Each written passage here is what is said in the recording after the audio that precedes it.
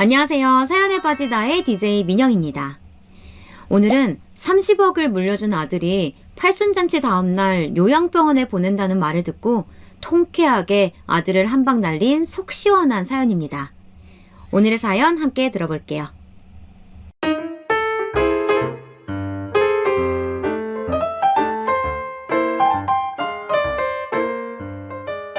안녕하세요. 저는 이제 80, 팔순잔치를 한 김씨입니다. 저는 경상남도 상주 시골에서 자랐습니다. 국민학교 다니는 것만으로도 어른들에게 부담이 되었던 시절, 장녀인 저는 국민학교도 겨우 졸업했습니다. 농사일로 늘 바쁘신 부모님을 대신해 3명의 동생을 엄마처럼 키웠죠. 지금도 자식보다 훨씬 더 저를 챙겨봐주는 동생들입니다. 60년대에는 20살이면 거의 시집을 가고 빠른 친구들은 엄마가 된 친구들도 있었습니다. 동생들을 키우다 보니, 그리고 전쟁의 속에서 살아남는 게 우선이었기에 국민학교를 다닐 수 있는 것만으로도 행복이었던 시대를 살아온 저는 매우 늦은 나이인 30에 결혼을 하고 33살에 귀한 아들을 낳았습니다. 지금 시대에는 30살이면 노처녀도 아니지만 그때는 노처녀라서 시집살이도 정말 심하게 했습니다. 아이를 업고 아궁이 밥을 하다가 태워서 혼나고, 남편은 그 당시 돈을 벌어 오겠다고 남아공에 일을 하러 갔습니다. 그렇게 시댁에서 혼자 아이를 키우면서 남편 없이 5년을 하루도 눈물 흘리지 않은 날이 없을 만큼 힘들게 살았어요. 그러다 남아공에서 돈을 벌어온 신랑과 서울에 터전을 잡고 백반집을 시작했습니다.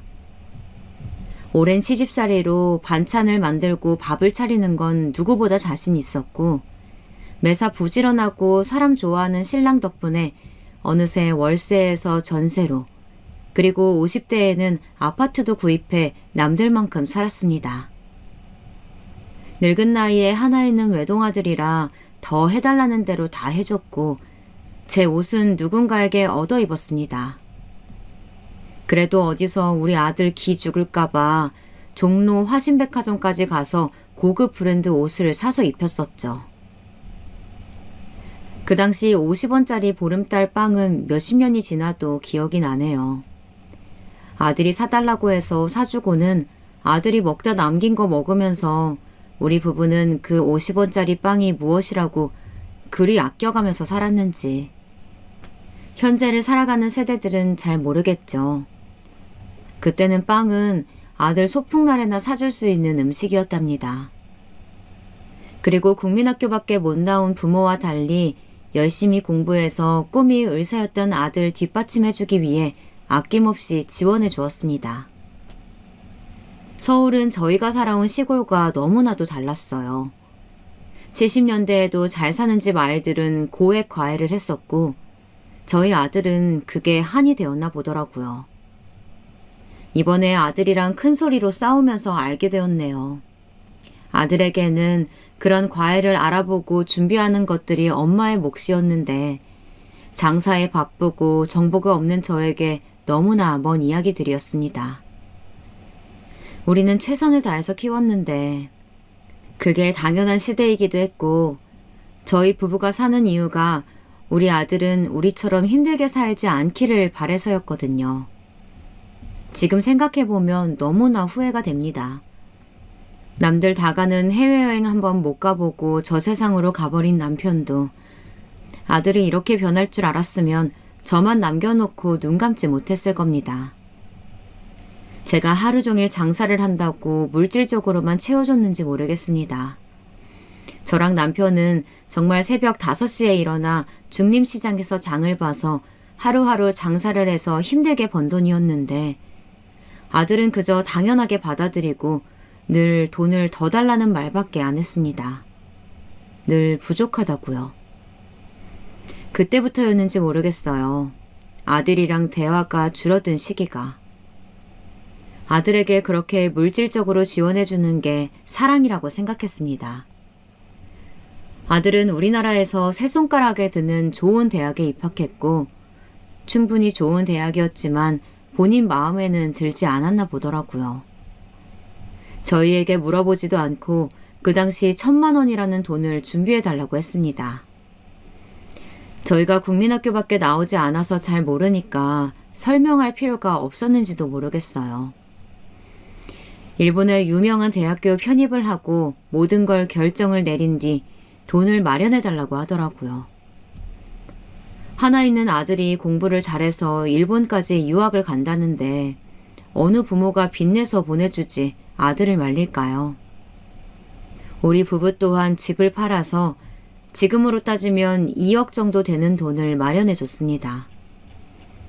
지금과 달리 일본의 물가는 우리나라의 5배 정도였고 아들 학비, 생활비 등 한 달 가게에서 번 돈을 모아서 보내줘야 했습니다. 그렇게 아들은 3년 동안 2번 정도 한국에 들어왔어요. 저희가 가볼 생각은 한 번도 못했습니다. 비행기를 탈 용기도 비용도 다 아끼면서 아들에게 보내야 된다고 믿고 살았으니까요. 저뿐만 아니라 그 시대를 살아온 부모들은 노후 계획이라는 말은 아무도 하지 않았고 다 퍼주기식 사랑이 전부인 줄 알았던 세대니까요. 다시 그때로 돌아간다면 절대 그러지 않았을 텐데요. 마음이 아프네요. 저희 부부는 더 열심히 일했습니다. 다행히 단골 손님들도 많았고 입소문이 나자 가게도 10평 남짓한 6개 테이블에서 20평 남짓한 곳으로 옮기고 어느새 일하는 직원을 둘 정도로 가게를 넓혀갔습니다. 공부를 마친 아들은 일본계 대기업에 취직을 했고 취직하자마자 따로 집을 사주길 바라더라고요. 어차피 아들이 장가가면 사주려고 모은 적금을 깨서 18평짜리 아파트를 구입해 줬습니다. 그때 처음으로 감사하다고 아들이 하더라고요. 그 후 아들은 아들대로 직장 다니느라 바빠서 같은 서울에 살지만 명절에만 볼 수 있었고요. 제가 반찬이라도 해서 집에 가져다 준다고 하면 집에서 밥 안 먹으니 필요 없다고 말했습니다. 내 아들이지만 남보다 어려운 그런 사이였던 것 같아요. 너무 고생을 했는지 저희 신랑은 환갑잔치도 못한 채 위암이라는 큰 병을 앓게 되었고 가게는 제 동생들에게 맡겨두고 신랑의 병간호에 집중했습니다. 여보, 내가 말년에 이렇게 아파서 또 당신을 힘들게 하네. 이제라도 장사 접고 남은 돈으로 당신은 여행도 좀 다니고 즐겁게 살다 오시오. 그리고 아들이랑 사이좋은 모자관계 만들어 봐요. 우리가 너무 돈에 얽매서 살았는지 지금 생각해보니 후회되는 인생이구려. 그 말을 끝으로 남편은 저를 남겨두고 떠났습니다. 아들 또한 엄마도 이제 장사 그만하고 편하게 사세요 라고 말했지만 남편도 없고 어느새 다 큰 아들은 자신의 삶에 빠져 살고 있었고 제가 돌아갈 자리는 제 식당뿐이더라고요. 그렇게 다시 남편의 자리를 식당 일로 채웠습니다. 혼자가 된 동생과 둘이서 30년간 한자리에서 하다 보니 어느새 동네 지인들이 단골 손님이 되었고 제 삶의 터전이 되었습니다. 나보다 힘들게 산 이웃을 챙기면서 사는 것이 제 인생의 유일한 낙이었습니다. 옆집 가게 사장님이 더 자식 같고 더 자주 얼굴을 보고 밥을 먹고 지금도 그분들이 있어서 법적 소송을 할 수 있었습니다. 정말 고마운 사람들이죠. 저희 아들은 살고 있는 집을 미리 상속해달라고 했습니다. 남편이 사망하고 난 뒤 상속세를 아낄 수 있다는 이유로요. 대신에 가게 옆 조그마한 월세집에서 사는 게 집에서 가게 왔다 갔다 하는 것보다 편할 것이고 월세는 자기가 부담하겠다며 이사를 강요하더라고요.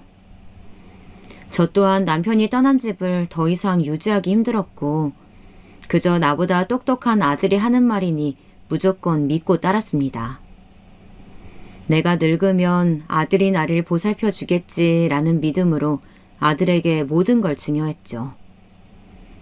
또한 아들이 내년에 결혼할 아가씨가 있었는데 지금 시기가 집을 사기 좋을 때라고 하기에 어차피 내가 죽고 나면 다 아들에게 갈 재산이기에 아들이 시키는 대로 했습니다. 당시 5억이 넘는 아파트를 그렇게 아들 명의로 해주고 아들은 저희 집을 팔아서 회사 근처에 20평대 아파트를 구입하더라고요. 그리고는 가계 담보 대출까지 받아달라고 했습니다. 아들은 아파트를 상속받으면서 월세는 내어준다고 했지만 가게 문 닫는 날까지 한 번도 월세를 준 적이 없었습니다. 제가 그때는 돈을 버는 입장이라서 아들에게 달라고 하지도 않았어요. 아들에게 혼자 남은 엄마가 짐처럼 느껴지는 게 싫었거든요. 그해 제1교포 며느리를 데리고 왔습니다. 일본에서 대학 다닐 때부터 만났던 아가씨였는데 이제야 소개를 시켜주더라고요. 남편이 살아있을 때 한 번이라도 데리고 왔으면 좋았을걸. 하늘로 가는 길이 덜 힘들었을 텐데 이런 아쉬운 마음도 모르는 채 결혼 날짜까지 잡아서 저에게는 통보식이었습니다. 저는 아들 결혼 전 며느리 얼굴을 3번 보고 식장에 들어갔네요. 상견례 또한 일본에서 오셔야 했기에 식장에서 소개받았습니다. 말도 잘 통하지 않고 아들 말로는 며느리 친가 쪽 부모님이 대학 교수님이시라고 하니 괜히 내가 말 한마디 잘못했다가 우리 아들에게 피해가 갈까봐 걱정이 되더라고요. 그렇게 아들을 장가 보내고 첫 제삿날이 다가왔습니다. 아들, 아버지 첫 제삿날인데 그날은 하루 회사 쉴 수 있겠어? 이모들이랑 오실 건데 며느리도 데리고 오렴. 엄마가 미리 준비는 해놓을 텐데 그래도 며느리가 들어왔으니까 조금은 와서 도와주면 좋겠어. 어머니, 저희 히로미는 그런 거 할 줄 몰라요. 이 사람도 귀하게 자라서 한국식 문화도 잘 모르고 음식은 엄마가 늘 하던 거니까 엄마가 준비해 주세요. 음식 준비하고 제사하는 것도 익숙치 않을 텐데 저희는 제사 시작할 때 가겠습니다. 하고 전화를 끊었습니다. 그래도 아버지 첫 제사인데 일찍 올 줄 알았어요. 아무리 일본 국적의 며느리이지만 한국에서 산 지 3년 정도 되었다고 했으니 아들은 제사하는 9시 10분 전 며느리랑 같이 왔습니다. 간단하게 인사를 하고 절을 하고 모든 친인척들의 눈치를 받은 아들은 한숨을 쉬면서 밥만 먹고 일어나서 나가더라고요. 음식을 싸준다는 저의 말에 어머니, 이 사람이 너무 불편해서 다음 제사 때는 저 혼자 올게요. 어머니도 제사 음식 차리기 힘들면 이모 불러다 하세요. 아니면 어머니도 조금만 하세요. 어머니도 장사하느라 바쁘신데 간단하게 하실 거면 저희 집에서 정말 국과 나물만 해서 해요. 저랑 남편이 어떻게 키운 아들인데 이렇게 서운한 말을 할까요? 여러분은 이런 서운한 마음이 드는 저를 이해할 수 있으시죠? 몇십 년 동안 제사를 지내다가 힘들어서 그만하면 좋겠다고 이야기가 나오면 이해합니다. 하지만 첫 제사부터 그렇게 말하는 아들을 보니 정말 그날 밤새 울었습니다.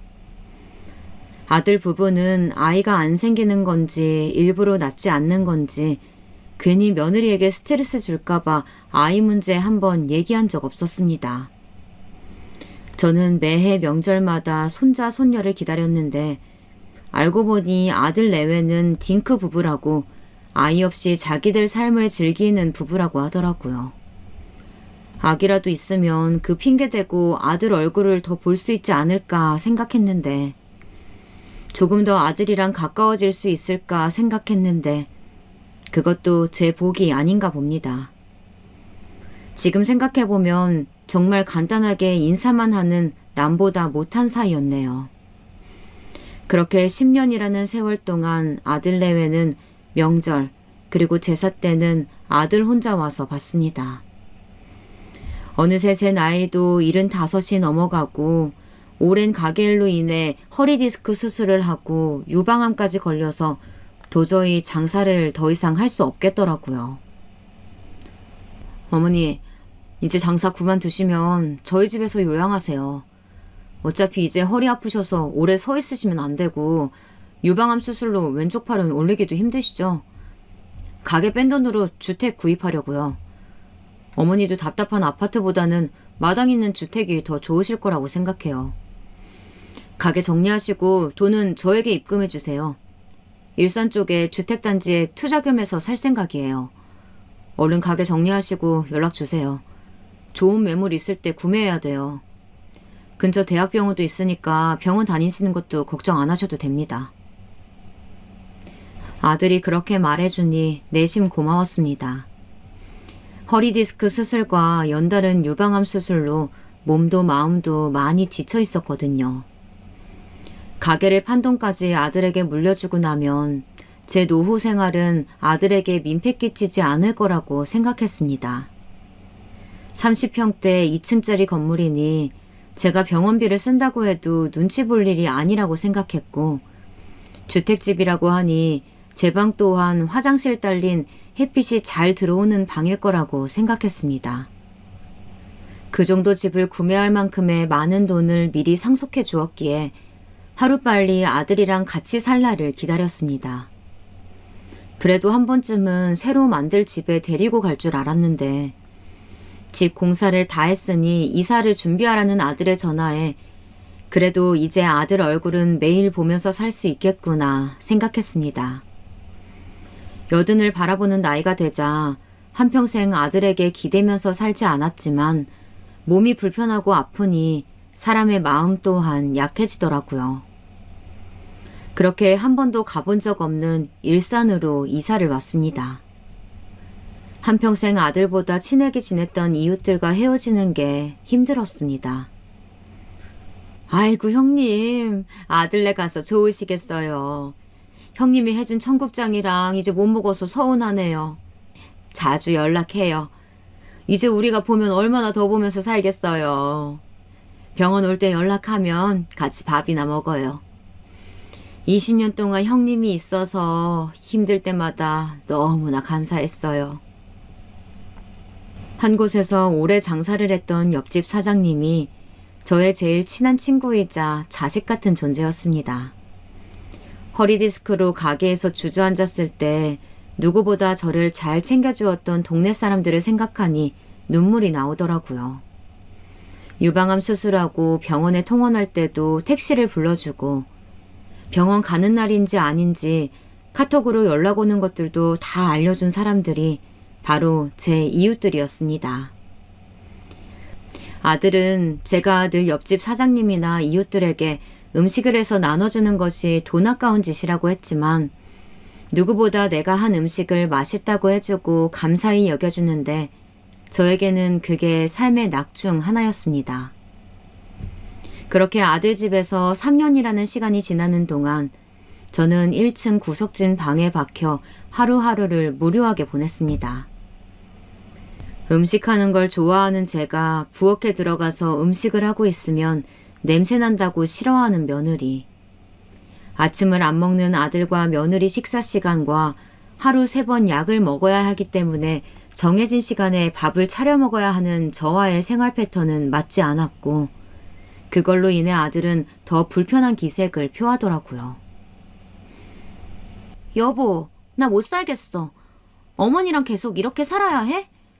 자기가 앞으로 살아계신다고 한들 3년 안에 돌아가실 거라고 그 전까지만 모시고 살면 된다고 했잖아.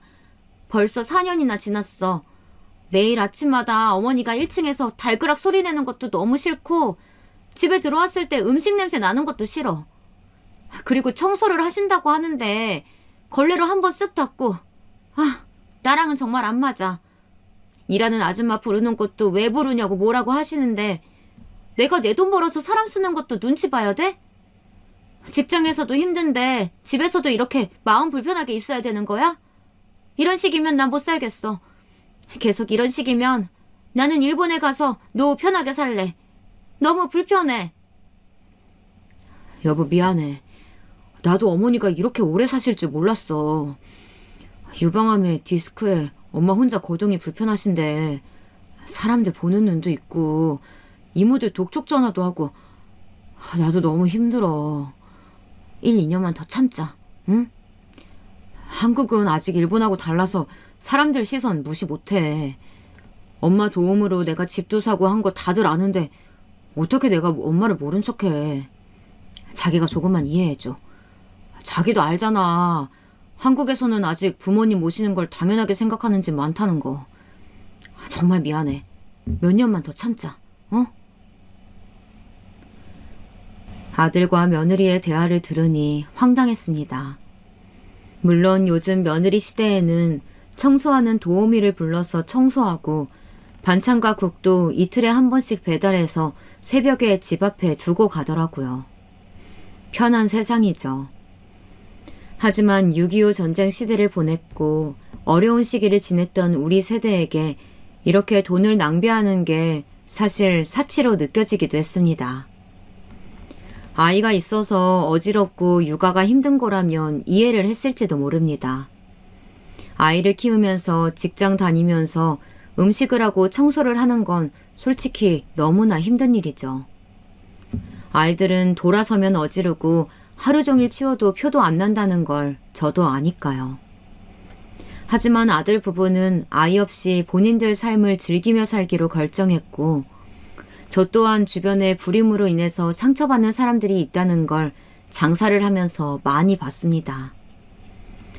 그래서 한 번이라도 자식을 낳지 않는 거에 대해 말한 적이 없었는데 아들이 이렇게 제 가슴을 갈기갈기 찢을 때마다 너도 자식 낳아서 키워봐라 라고 말해주고 싶었는데 아들은 이런 제 마음을 절대 느낄 수 없겠죠.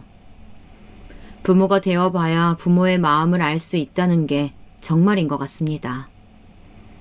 그러던 어느 날 제가 넘어지는 사건이 일어났습니다. 제가 당뇨가 있어서 식사를 하고 나서 30분씩 걸어야 하기에 저는 매일 식사 후 산책을 합니다. 다행히 주택 주변에 산책로가 잘 되어 있어서 늘 다니던 길이라 그날도 걱정 없이 나갔습니다. 하지만 나이가 드니 반사신경이 예전 같지 않더군요. 지나가던 자전거를 피하려다가 넘어진 거예요. 도저히 일어날 수가 없어 아들에게 전화하니 119 불러서 병원에 가서 계시면 퇴근하고 모시러 오겠다고 합니다. 며느리에게 전화하니 받지도 않더라고요. 할 수 없이 간간히 연락하던 예전 가게 옆집 사장님에게 전화를 걸었습니다. 택시 타고 30분이 넘는 거리를 바로 와주더라고요. 내가 낳은 아들보다 나를 더 아껴주는 사람이라는 걸 이때 다시금 느꼈습니다. 병원에 가니 고관절 골절이라고 입원하셔야 한다고 하네요. 자전거를 피하다가 넘어지면서 엉덩이로 넘어지니 손으로 짚지 못해 고관절에 금이 갔다고 합니다. 입원 수속을 하고 동생이 와주는 사이 아들이 찾아왔더라고요. 하루 종일 회의가 있어서 빨리 못 와서 죄송하다고 말하면서 제일 먼저 간병인부터 예약하더라고요. 괜찮다고 해도 본인도 매일 올 수 없고 며느리 또한 매일 못 오니 편하게 간병인을 부르자고 합니다. 4주 정도 입원해 있으면 재활치료도 하고 어느 정도 차도가 있어서 병원이 너무 답답해서 아들에게 집에 가고 싶다고 전화를 했습니다. 엄마, 지금도 계단 오르기 쉽지 않으니까 요양병원에 조금 더 계시고 완전히 걸으실 수 있을 때, 혼자서 다 하실 수 있을 때 퇴원하시는 건 어떠세요? 병원이 갑갑할 수도 있겠지만 그래도 새끼 밥 걱정 안 하셔도 되고 간병인 아주머니에게 들으니까 매일 산책도 시켜드린다고 하는데 오늘은 제가 바쁘니까 주말에 한번 가보도록 할게요. 하고 전화를 끊는 아들에게 서운함에 그만 눈물이 나더라고요. 며느리 또한 어머니, 제가 제일이 바빠서 어머니 챙겨드릴 수 없어요. 어머니도 저보다 간병인이 더 편하실 거라고 생각해요. 좋은 병원으로 알아보고 가시는 거니까 너무 서운하게 생각하지 마세요. 저랑 어머니 입맛도 다르고 제가 시켜드리는 것도 불편하실 거잖아요. 어머니가 집으로 오시면 신랑도 더 불편해할 거예요. 라고 말하니 우리가 가족인가 생각이 들었습니다. 너무 속상해서 동생에게 전화를 걸었어요. 나야, 나 너무 속상하고 서러운데 내 아들 이야기라 어디 가서 욕도 못하겠고 내 아들이 나한테 이러는데 생판 남인 며느리는 오죽할까 싶어서 아무 말도 못했어. 동생, 내가 아들을 잘못 키웠나 봐. 내가 이러려고 그렇게 아끼고 힘들게 돈 벌어서 유학 보내고 한 게 아닌데 내가 정말 잘못 살았나 봐. 너희 형부 갈 때 나도 같이 갔어야 했나 봐.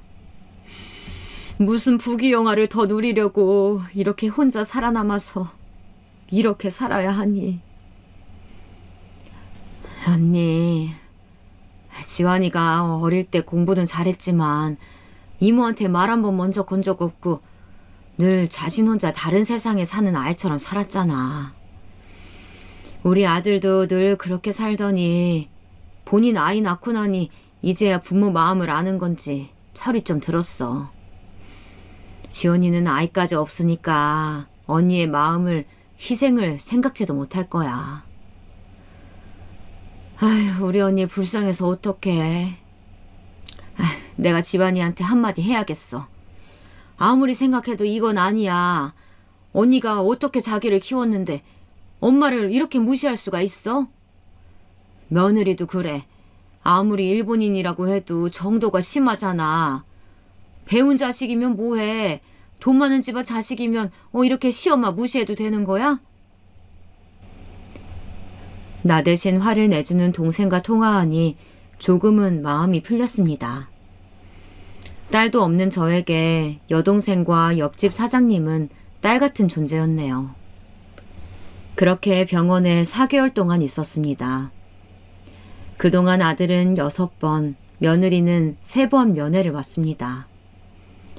같은 병실 사람들도 저는 자식도 없는 노인이라고 생각했을 만큼 와서 물 한 잔 마시지 않고 앉아있다가 갔습니다.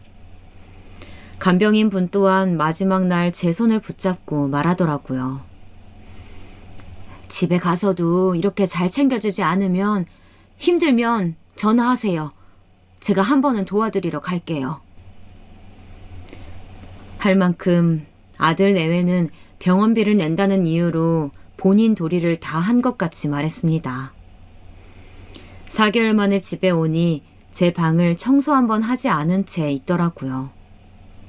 적어도 4개월이나 방을 비웠으면 물걸레질 한번 할 만도 하고 미리 온다는 것도 알고 있었을 텐데 참 야속한 아들 내외입니다. 방을 정리하고 다시 제 삶을 찾아가니 어느새 팔순이라는 나이가 되었네요. 어머니, 팔순잔치는 하셔야죠. 칠순잔치도 일하신다고 이모랑 제주도 가신 게 다시니까 이번에는 팔순잔치는 한정식집 예약해 놓을게요. 주말에는 저랑 한복 한 벌 하러 가요. 하는 겁니다. 여행을 가도 늘 둘이서 가는 아들이고 한 번도 저에게 어디를 같이 가자고 하는 아들이 아니라서 아들이랑 어디를 간다는 게 좋더라고요. 그게 다 아들의 마지막 선물인 줄도 모르고 설레어 했습니다. 일주일 후 결혼식 이후 처음으로 새 한복을 맞춰 입고 팔순잔치를 했습니다. 아들이 반대했지만 옆집 사장님 내외와 그 동네 단골 분들을 초대했어요. 하루하루 만나서 웃고 살았던 이들이야말로 저에게 가장 큰 인연들이었습니다. 저에게는 누구보다 제 삶을 지켜준 이들이었으니까요.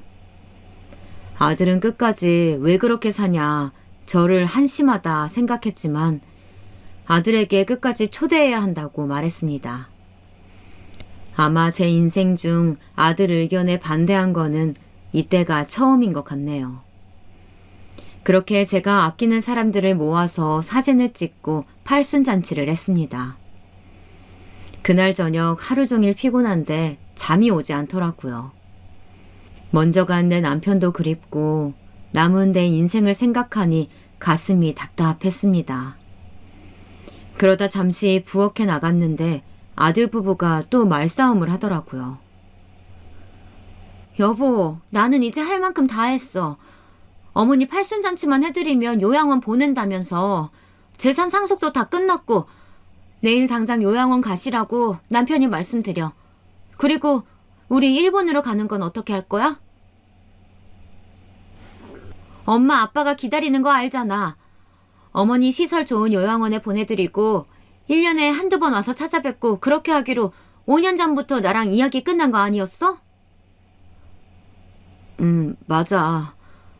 나도 우리 엄마가 이렇게 오래 사실 거라 생각도 못 했는데 몇 년간 모시고 살았으니까 나도 자식으로 할 도리는 다 했다고 봐. 그래도 오늘 팔순잔치 했는데 지금 당장 나가시라고 하는 건 조금 그렇지. 엄마한테는 내가 이달 안에 말씀드릴게. 그리고 올해까지는 모시고 내년에 우리 일본 들어가면서 집 처분하고 요양원에 모시자. 그때 되면 나도 일본 지사장으로 승진할 수 있을 거야. 그것 때문에 이사님 비에 맞춰가면서 효자 흉내 내면서 지금 이 자리까지 왔는데 가야지. 내 꿈인데. 그리고 엄마도 아무 말 없이 따르실 거야. 어차피 지금도 거의 혼자 사시는 거나 마찬가지인데. 이 집 팔고 그때 본 온천 옆에 아파트에 살자. 엄마가 반대하셔서 강아지도 못 키웠는데 이제 우리도 우리 하고 싶은 대로 하고 살자. 나도 더 이상 한국에 미련 없어. 회사 생활도 지긋지긋하고 일본에서 좀 편하게 살고 싶네. 요즘은 요양병원도 잘 되어 있고 5년씩 선납금 하면 할인도 해준대. 어머니가 5년 정도는 더 사실 것 같으니까 그 돈 빼고 주식 투자하고 이 집 팔고 차 팔고 하면 우리 사는 게 문제는 없을 것 같아. 설마 5년 이상 더 사시는 건 아니겠지? 병원은 나도 같이 알아볼게. 그래도 어머니가 그 사람들한테 잘하셨나 봐. 생각보다 다들 돈을 많이 넣으셨네. 이모들도 늘 못 사신다고 들어서 어머니한테 돈만 빌리는 줄 알았는데 100만 원씩 하셨어? 그러게. 우리 이모들이 웬일이래. 엄마가 어렸을 때부터 키워주셨으니까 이 정도는 해야지. 밥값 계산하고도 생각보다 많이 남았네. 예전 식당 사람들까지 불러서 솔직히 밥값 많이 나올까봐 걱정했는데 이 사람들도 양심은 있네. 엄마가 반찬도 공짜로 주고 돈도 빌려주고 했었는데 이럴 때 엄마한테 갚아야지. 이 돈은 주식에 다시 투자하면 되겠다. 생각보다 현금이 많이 들어와서 다행이야. 아들이 일본으로 이민할 생각을 하고 있었다는 것도 처음 듣는 이야기였지만 내 손님들을 이렇게 취급하는 아들의 인성도 아직 혼자서 밥도 차려 먹고 거동이 불편한 것도 아닌데 요양병원에 보낸다니. 그것도 제 의사는 물어보지도 않고. 너무나 기가 차서 말이 안 나왔습니다.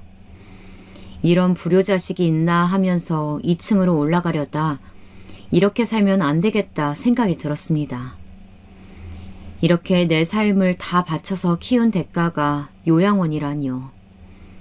삼시세끼 밥을 차려달라는 것도 아니고 아들 부부 내외에게 피해 안 주고자 아침에 최대한 늦게 방문을 열고 나갔고 아들 내외가 말이 없이 여행을 가서 몇 날 며칠 집에 들어오지 않아도 혼자서도 잘 살았습니다. 몇 년이라는 시간 동안 같이 아침을 먹은 적이 없었고 그나마 아들 내외가 반찬 배달한 거 그리고 제가 해먹은 것들은 제가 가진 돈으로 샀습니다. 아들 내외가 뻔히 아침 점심 안 먹는 걸 아는데 장을 같이 보러 가자는 것도 눈치 보여서 혼자서 가서 사왔습니다.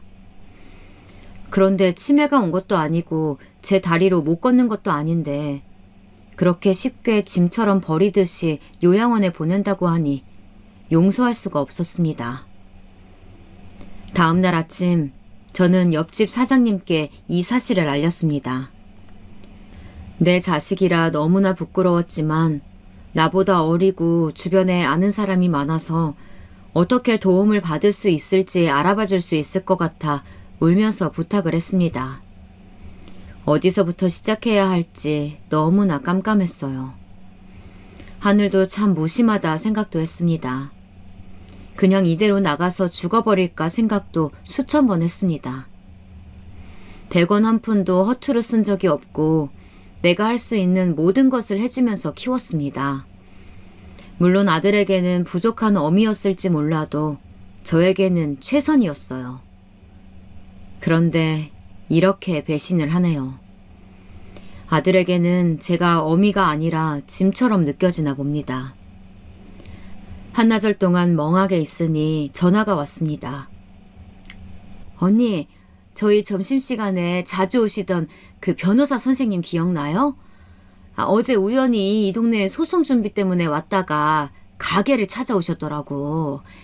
제가 언니 사정 이야기했어요. 우리가 혼자서 소송하는 건 어려울 것 같아서 전문가에게 자문을 구하는 게 더 좋을 것 같아요. 그분이 언니 기억하더라고. 언니가 청국장에 소주에 매번 엄마 집밥같이 느껴져서 좋았다고. 걱정 말라고 했어요. 언니 그러니까 너무 걱정하지 마요. 나랑 같이 변호사 사무실 갑시다. 내가 명함 받아왔어요. 언니 울지만 말고 이럴 때일수록 밥도 잘 챙겨 먹고 힘내요. 언니 이렇게 울다가 쓰러지면 큰일 나. 혹시 무슨 일 있음 전화하시고요. 늘 저희 집에 점심을 먹으러 오는 단골 손님 중 변호사분이 저를 도와주시기로 했고 옆집 사장님 덕분에 이렇게 다시 인연이 되었습니다. 혼자 찾아가는 걸 무서웠던 저에게 선뜻 같이 가주겠다고 하는 옆집 사장님 덕분에 용기를 내어 변호사 사무실에 갔어요. 사장님, 안녕하세요. 잘 지내셨죠? 일주일에 2번씩 사장님 가게에서 점심 해결했는데 저 얼굴이 너무 안 좋아 보인다면서 소주도 공짜로 주시고 그때 재판 져서 너무나 힘든 날이었거든요. 사장님이 주신 술 이제 제가 그 값 할 일이 생겼네요, 사장님. 부양권 소송 아마 힘든 싸움이 될 거예요. 부모 자식 간의 싸움이 솔직히 가장 힘들어요. 중간에 포기하시는 분들도 많으시고요. 감정적으로도 힘들지만 증거를 찾는 것도 서로 말로 한 것들을 증명해야 하다 보니까 이기기 힘들 수도 있어요. 괜찮으시겠어요? 사장님은 끝까지 소송하시겠다고 마음 먹으신 거죠? 요즘 사장님 말고도 자식들이 부모님을 모시는 게 여의치 않아서 부양 문제로 부양료 청구 소송 같은 경우 많습니다. 그러니까 너무 걱정하지 마세요. 예, 변호사님. 저 좀 도와주세요. 제가 병원에서 퇴원하라고 해도 아들이 말려서 퇴원해도 이 병원 저 병원 다니다가 4개월이 지나서 집으로 왔는데 엊그제 팔순잔치 해주더니 이제 요양병원에 나를 가두려고 합니다. 제가 아들을 잘못 키웠네요. 이럴 거라고는 꿈에서도 생각해보지 않았습니다. 변호사님, 제가 어떻게 해야 할까요? 저는 정말 요양원에 갇혀서 남은 인생 살다가 가고 싶지 않아요. 그렇게 울면서 2시간 동안 이야기를 하면서 제가 준비해야 할 서류부터 설명을 들었습니다. 우선 제 통장을 봤습니다. 아들에게 전 재산을 양도하고 생활비를 쓴 돈을 제외하고 나니 남은 돈은 고작 1,000만 원 남짓이었습니다. 혼자서 살기 위해 필요한 돈을 적어봤습니다. 식비, 전기세, 수도세, 가스세, 관리비, 통신비 등 하나하나 적어나갔습니다. 한 달에 적어도 300만 원은 있어야 월세를 내고 살 수 있을 것 같았습니다. 예전처럼 1,000원짜리 한 장 아껴가면서 살고 싶지는 않았어요. 제가 열심히 모은 돈, 제가 사랑하는 사람들에게 베풀면서 살고 싶다는 생각을 했습니다. 부양비로 집을 받아야 하나 고민도 했어요. 동생이랑 같이 사는 것도 몇십 년째 살았던 이전 동네로 이사도 하고 싶었습니다. 너무나 부끄럽지만 동생에게도 전화를 걸어 이틀간 있었던 모든 일을 이야기했습니다. 동생아, 내가 지금 이런 상황이야. 나 혼자서 살기엔 언니가 너무 늙었어. 오늘 변호사 선생님이랑 이야기하는데 잘 모르겠더라. 다행히 옆집 사장님이 도움을 주시긴 했지만 내가 몸만 늙은 줄 알았더니 머리도 늙었나 봐. 언니 좀 도와줄래? 언니에게 힘이 좀 되어줄래? 하니 울면서 바로 동생이 대답했어요. 언니야, 내가 갈게. 내가 가서 언니 옆에 있을게. 우리 언니 한평생 고생만 했는데 정말 남들한테 잘못 한 번 하지 않고 싫은 소리 한 번 안 하면서 착하게 살았는데 아휴, 우리 언니 불쌍해서 어떡해. 하면서 대성통곡하는 동생을 보니 그래도 아직 내 옆에는 동생도 남이지만 더 가족 같은 옆집 사장님도 나를 생각해주는 사람들이 있다는 사실에 감사했습니다. 안녕하세요, 사장님. 오늘은 동생분이랑 오셨네요. 사건을 준비해봤는데요. 예전에는 자식이 나이 든 부모를 모시는 게 당연시 됐지만 사실 지금은 결혼 자체도 잘 안 하고 아이를 안 낳는 사람들도 많은 게 현실이에요. 우리나라 민법상으로도 부부 사이 그리고 부모 자식 간의 부양의 의무가 규정이 되어 있고요. 사장님처럼 효도하기로 한 아들이 미리 재산을 증여받아 놓고 그 의무를 다하지 않았을 경우 엄연한 불법행위로 볼 수 있어요. 부양육 청구 소송은 자식으로서의 의무를 저버리는 행위이며 또 효도를 하지 않았기에 이에 대해서 소송을 거는 건데 그에 맞게 합당한 근거가 있어야 됩니다. 사실 이러한 근거가 되는 증거를 수집하는 과정이 어려워서 중간에 포기하시는 분들도 많으세요. 변호사 선생님, 저희 언니가 진짜 가게부터 예전에 형부랑 살던 아파트 다 상속해줬습니다. 아마 그 돈만 해도 30억이 넘을 거예요. 그뿐인가요? 가게 권리금부터 그렇게 전부 다 증여를 해줬더니 이렇게 막무가내로 언니를 요양병원에 보낼 생각을 하다니요. 물론 아들놈이 대기업에 다녀서 본인이 모은 돈도 있죠. 지금 사는 주택이 20억인데 다 언니 돈으로 지은 집인데 아들 명의로 되어 있어요. 언니가 지금 가진 돈은 1,000만 원 정도고요. 솔직히 너무 괘씸해서 꼭 이 소송으로 이기고 싶네요. 우선 아들 회사에 송장 보내고 이런 나쁜 불효막심한 놈이라는 걸 알리고 싶어요. 이제라도 우리 언니 좀 편하게 살 수 있게 도와주세요. 아휴, 정말 하늘도 무심하지. 변호사님, 꼭 이겨서 그 아들놈 혼 좀 내주세요. 저보다 더 화가 난 동생은 인터넷으로 알아봤더라고요. 그렇게 저랑 제 동생 그리고 변호사 선생님이랑 소송 준비를 시작했습니다. 주말 저녁 아들이 같이 저녁을 먹자고 하더라고요. 아, 이제 올 게 왔구나 싶었어요. 마음을 단단히 먹었습니다. 절대 눈물 절절 흘리면서 불쌍한 엄마처럼 보이고 싶지 않았으니까요. 너에게 의지해야만 하는 늙은이가 아니라는 걸 보여주고 싶었습니다. 변호사를 만난 이후 매일매일 밤마다 울면서 저 세상 간 남편을 원망했죠. 왜 혼자 가서 나만 이런 꼴을 보게 하냐고. 원망하면서도 신에게도 80년 동안 내가 무엇을 그렇게 잘못했기에 이런 지독한 벌을 내리시냐며 제 얼굴이 날이 갈수록 수척한데 아들 내외 부부는 매일 무엇이 그렇게 즐거운지 웃음소리가 끊이지 않더라고요.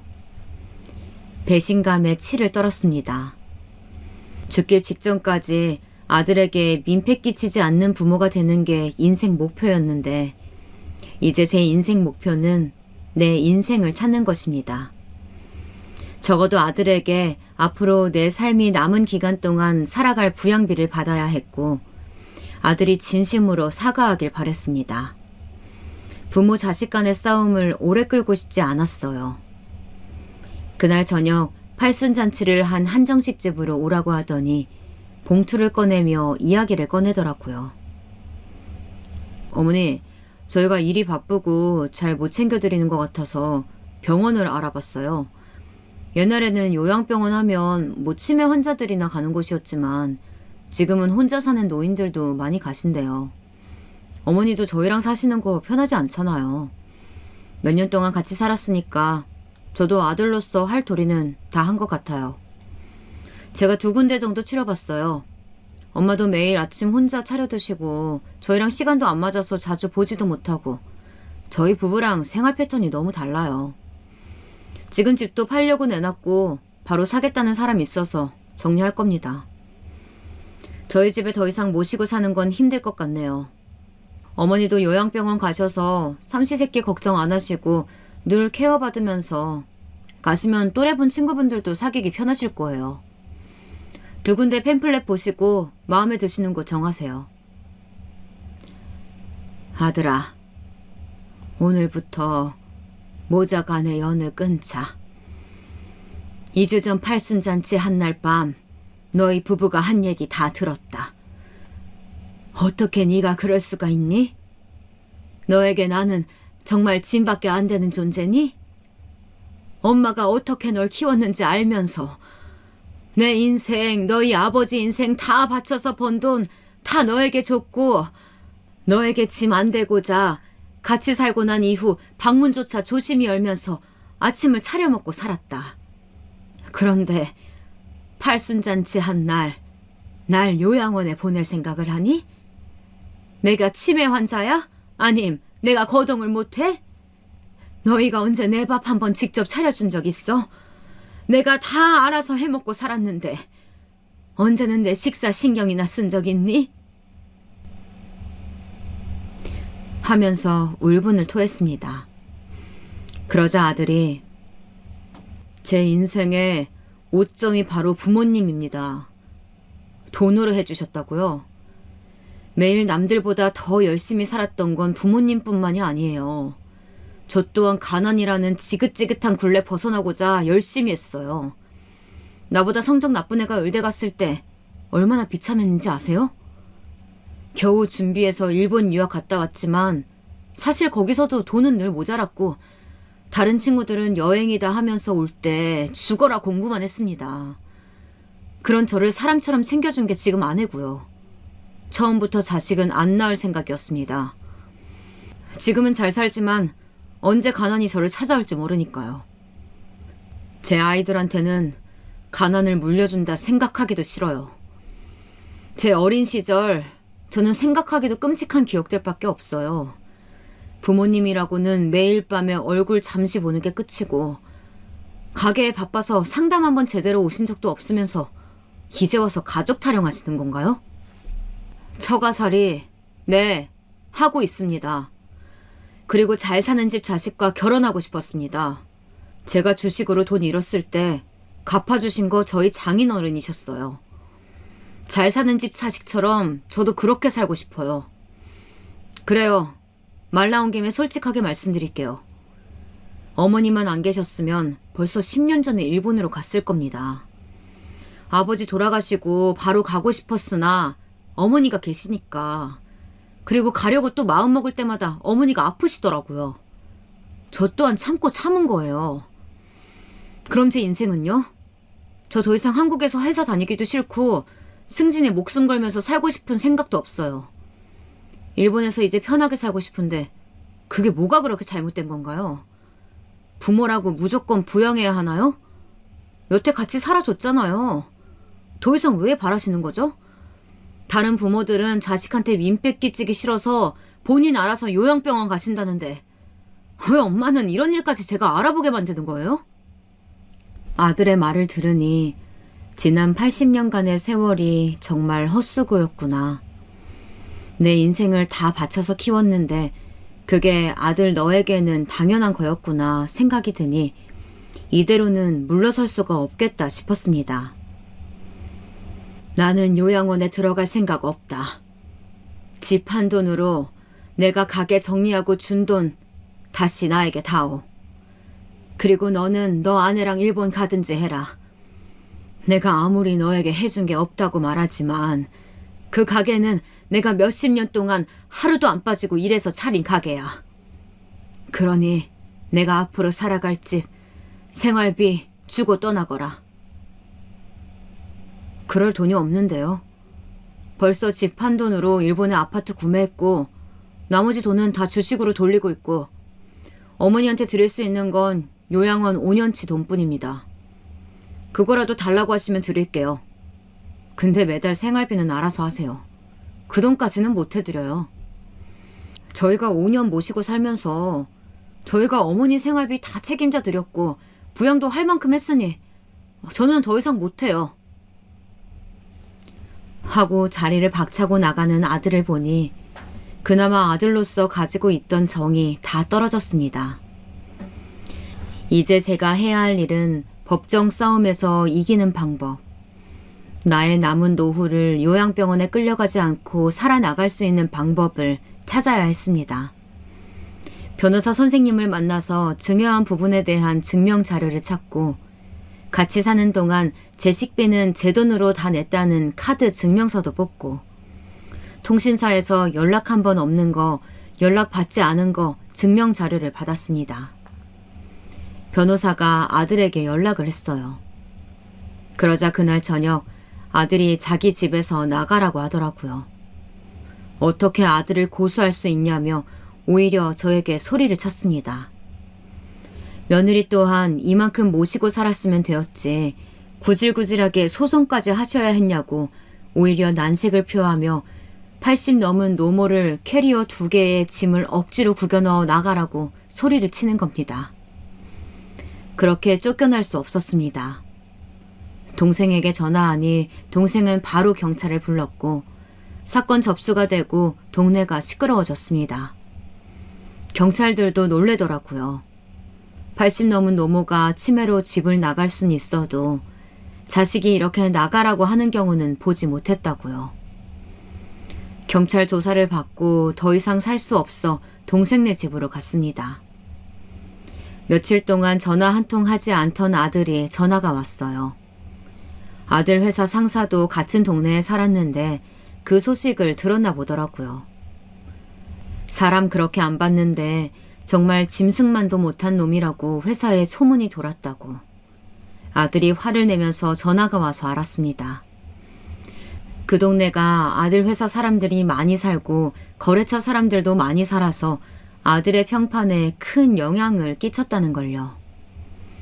아직도 자신을 잘못보다는 자신의 회사에서 안 좋은 소문이 들리는 게 더 부끄럽다고 생각하는 아들을 보니 우리 모자의 연은 여기가 끝인가 보다 생각했습니다.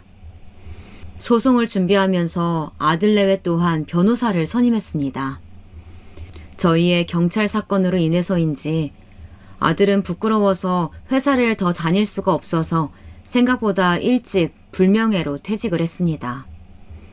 그렇게 어미보다 소중하게 생각하던 회사인데 아들에게 미안하기보다는 상황이 이런데 엄마 잘못했어 말 한마디 안 하는 아들이 더 괘씸했습니다. 며느리 또한 마찬가지였어요. 하루는 술에 취한 아들이 전화가 왔더라고요. 도대체 일을 왜 이렇게까지 복잡하게 만드는 건데요? 엄마도 요양원에 있으면 편하잖아. 그리고 우리끼리 싸울 문제 왜 경찰을 개입시켜서 일을 이렇게 꼬이게 만들어요? 내가 회사에서 어떤 말 들은 줄 알아? 호로 자식이래. 사람들이 손가락질 한다고. 내가 얼마나 회사에서 승진하려고 아득바득 살았는데 일본 지사장 자리 따낼 수 있었는데 매일 늦게까지 일하고 모두 다 다음 승진은 나라고 승승장구하는 내 인생에 왜 돌을 던지는데? 엄마가 뭐 해줬는데? 왜 내 인생을 망치는 건데? 다 필요 없고 얼마 주면 돼요? 에? 돈 달라고 지금 나한테 쇼하는 거잖아. 엄마 덕분에 며느리도 친구들 사이에서 나쁜 년이라고 불리면서 손가락질 받고 있어. 이게 엄마가 원하는 거야? 엄마 덕분에 이제 도망치듯 일본에 가야겠네. 이혼하자고 하는데 엄마 때문에 내 인생은 망했어. 엄마가 내 인생을 쓰레기로 만들었다고. 다시는 보지 말자. 이제 엄마 아들은 없어. 하면서 소리치는 아들. 정말 이게 사람이 맞을까요? 시간은 소송 준비를 하다 보니 금방 지나가더라고요. 소송을 진행하면서 어느새 아들은 엄마라고 부르는 대신 최말자 씨라고 제 이름을 부르더라고요. 변호사님 또한 부양가족 소송을 가면 부모와 자식 사이가 아니라 남남으로 되어가는 소송이라 이기는 사람, 지는 사람 모두 마음 불편한 재판이라고 하더라고요. 아무래도 가족 간에 발생하는 일인 만큼 당사자인 저도 힘들었고 그걸 지켜보는 동생도 힘들어했습니다. 그래도 동생도 옆집 사장님도 그 외 이웃들의 도움이 있어서 여기까지 왔습니다. 재판이 시작되었습니다. 저는 보통 연금 외에 정기소득이 없는 경우에 속했고 일전에 자식에게 재산을 증여하여 남은 재산이 없는 상태를 증명했습니다. 또한 혼자서 살기에 생계를 유지하기 어렵다는 걸 증명해서 결국 소송에서 승리를 했어요. 물론 아들의 전 재산을 가져올 수는 없었습니다. 제가 증여한 돈의 100%를 찾는 것은 어려운 일이라고 하더라고요. 그래도 재판으로 인해서 저는 전세금이랑 생활비를 받기로 했고 이 사건으로 인해서 아들은 회사를 관두었고 며느리 또한 친구들 사이에 소문이 퍼져서 더 이상 한국에서는 못 산다고 들었습니다. 둘 다 명예를 중시하고 남들이 부러워하는 삶을 살고 있다고 착각 속에 살던 애들이라 더 정신적으로 타격이 큰 것 같았습니다. 아들 내외에게 벌을 주고 싶었어요. 아무것도 못하는 뒷방 늙은이가 아니라 자신의 권리를 찾고 싶었고 80년 인생의 대가라고 생각하니 재판이 끝나자 뿌듯한 마음도 들었습니다.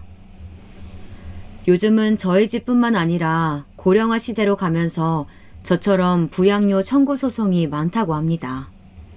이걸 전문으로 하는 변호사 팀까지 있는 거 보니 저처럼 마음고생하는 어미들이 많구나 싶으면서도 다들 자식을 믿고 재산을 증여했는데 어떻게 그럴 수가 있는 건지, 이 세상이 얼마나 각박해졌으면 하는 생각과 이제부터라도 잘 살아야지라는 생각이 들었습니다. 너무 막막하고 과연 잘 해낼 수 있을까 고민하시는 분들 많으실 겁니다. 무엇 하나 확신할 수 없는 상황이지만 그래도 힘을 내서 포기하지 않았기에 지금 동생이랑 즐겁게 살고 있습니다. 이 글을 보시는 제 나이 또래 분이 계신다면 증여를 할 때에는 꼭 효도각서, 법적으로 효력이 있는 각서를 받으시길 바랍니다. 우리 아들은 그런 나쁜 놈이 아니다 라고 믿고 계시다면 저처럼 피눈물 나는 날이 올 수도 있습니다. 미리 변호사와 만나서 상담을 받아보세요. 그때 제가 포기하고 아들이 시키는 대로 요양병원에 가 있었다면 지금처럼 자유롭게 살지 못했겠죠. 이제는 저도 10년도 남지 않을 제 인생 봉사하면서 동생과 여행도 다니면서 살아야겠습니다.